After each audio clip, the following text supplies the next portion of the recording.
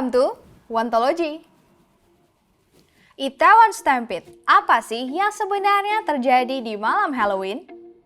Kembali terjadi di bulan Oktober, tragedi yang menewaskan 151 orang terjadi di pusat hiburan distrik di Korea Selatan, yaitu di Itaewon.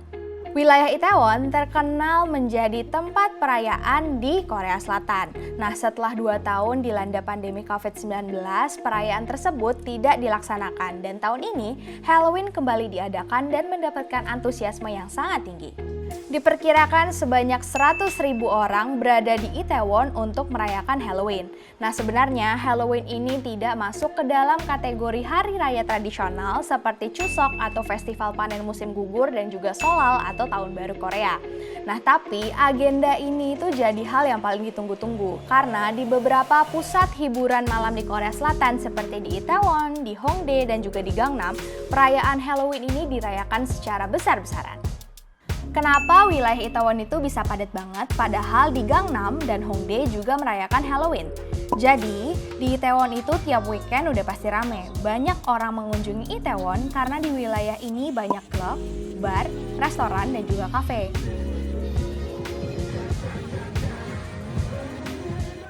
Nah, kalau ada event seperti Halloween, New Year, atau bahkan Christmas, Itaewon bakal jauh lebih rame karena tempat-tempat itu mengadakan event spesial.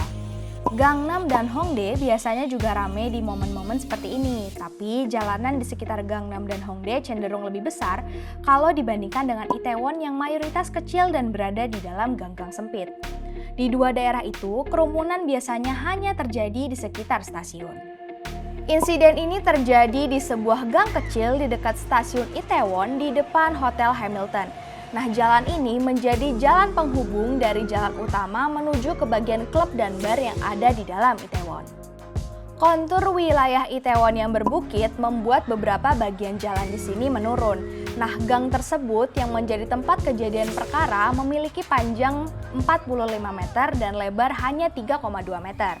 Nah, kondisi kerumunan yang ramai dan juga kontur yang turun membuat dorong-dorongan ini tidak terhindarkan.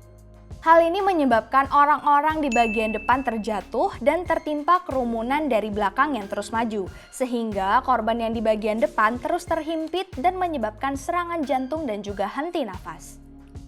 Pada saat kejadian, banyak video yang beredar di media sosial yang menggambarkan seberapa buruk situasi pada saat itu. Para medis dan juga pemadam kebakaran serta para volunteer melakukan CPR kepada 50 orang yang tergeletak di jalan karena menderita serangan jantung. Dalam video yang beredar di media sosial, banyak relawan yang turut membantu para medis dan pemadam kebakaran dalam memberikan pertolongan pertama yaitu CPR atau Cardiopulmonary Resuscitation.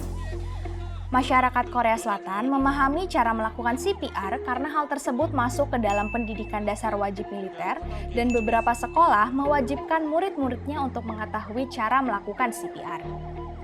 Akibat peristiwa ini, stasiun televisi Korea Selatan seperti SBS dan MBC menayangkan cara melakukan CPR sebagai pertolongan pertama di sela-sela iklan dan program pada hari Minggu.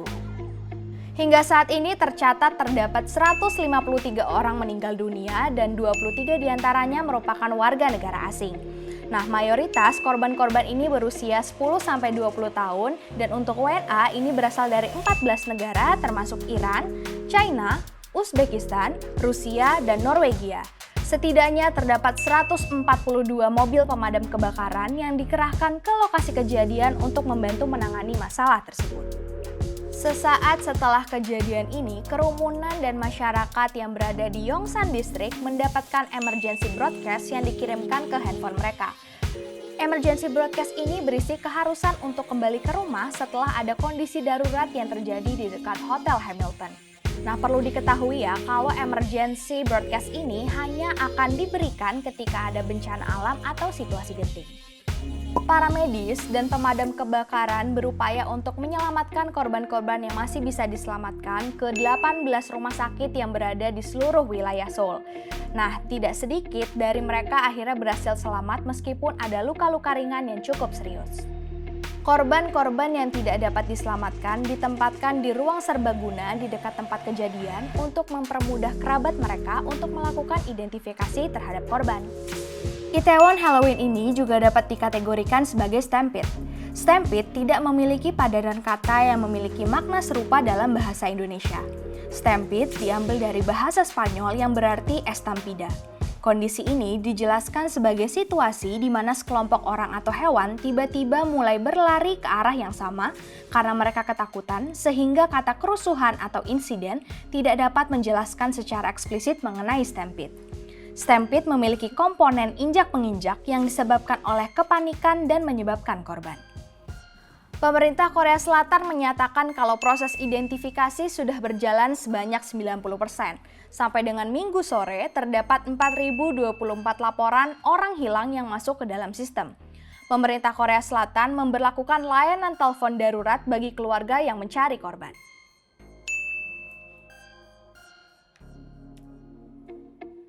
Presiden Korea Selatan Yoon Suk Yeol segera melakukan emergency briefing dalam merespons Itaewon Stampede. Nah, pada saat itu wali kota Seoul sedang berada di Eropa. Nah, maka dari itu dia membatalkan seluruh agendanya dan segera kembali ke Seoul. Oh Se-hun mendapatkan briefing mengenai kondisi ini dari Chief of Seoul Fire Department saat berada di Rotterdam, Belanda.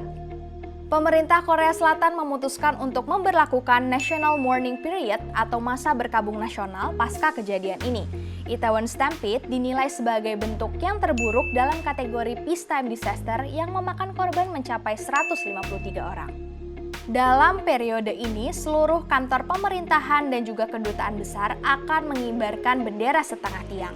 Nah, dan juga mereka akan membatalkan seluruh acara publik yang tidak memiliki urgensi tinggi. PNS dan pegawai institusi pemerintah akan menggunakan pita sebagai bentuk duka cita. Restoran dan kafe yang ada di wilayah tersebut memutuskan untuk menutup bisnis mereka selama 3 hari sebagai bentuk berkabung nasional. Nah, Presiden Yoon Suk Yeol juga menyiapkan altar untuk menghormati korban-korban dari kejadian tersebut.